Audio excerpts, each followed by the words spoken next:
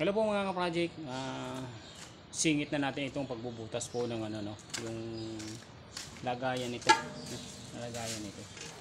Para dito sa ating quick-quickan, na food cart.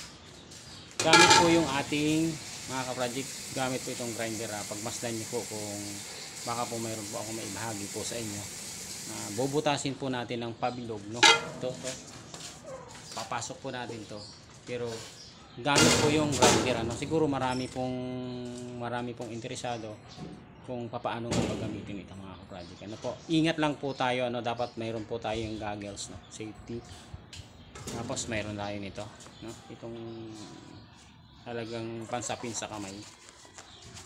Gamit po ang grinder po mga ka-project, bibilugan po natin. Tara po mga ka-project, samahan niyo po ako.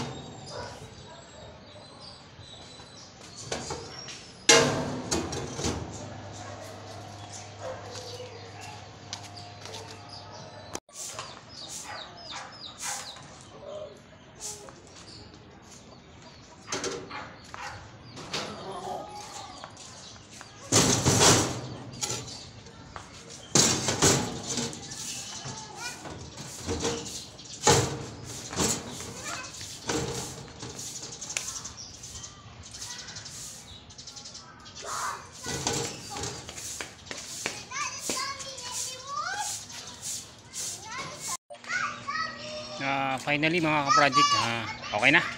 Nabutas ko na po yung dalawa, no? Yan, kung nakikita nyo po, butas na po. Yan. Yan na siya. Lalagay natin yung mga kaldero. Yan.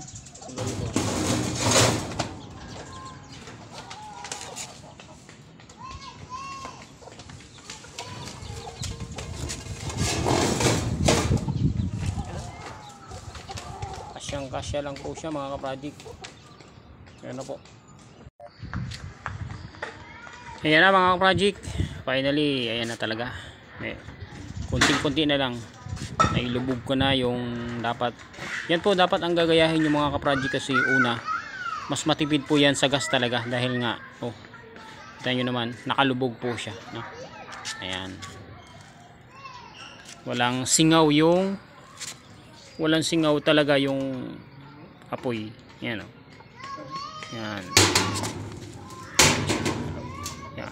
Walang singaw, talagang nakalubog na lubog siya, mga ka-project. Ganyan po, yan ang tip ko po sa inyo, yung sa mga baguhan na gagawa ng food cart. Yan po ang pinakamaganda. Yan na po mga ka-project, maraming salamat po sa inyong pagsilip dito sa aking gawa. Yan, yan po lahat po ng mga yan yung isa po ay yung dalawa na sa labas.